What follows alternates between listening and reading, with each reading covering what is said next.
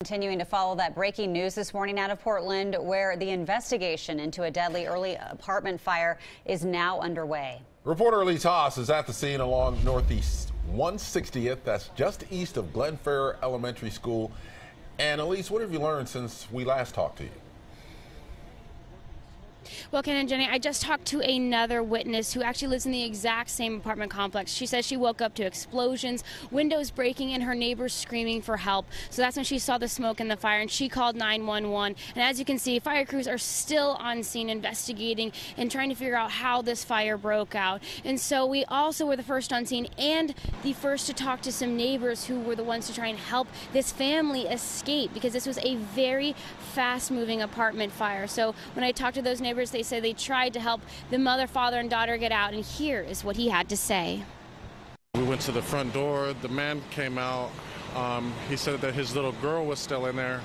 So we went to the side, busted out one of the bedroom windows, able to pull the little girl out of the window. That's when they kept saying the grandma's still inside. So there was a mother, a father, a daughter, and grandmother inside of this home, and tragically the grandmother was not able to get out.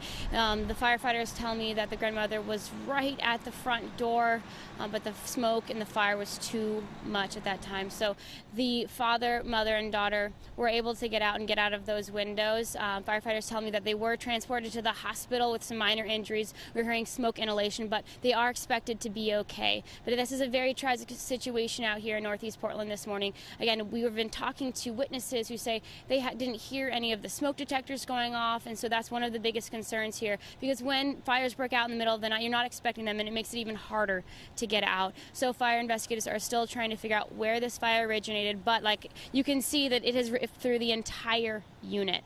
So we're going to stay on scene, try and figure out more about what's happening here, but again, the sad situation here in Northeast Portland. Reporting live, Elise Haas, KOIN 6 News.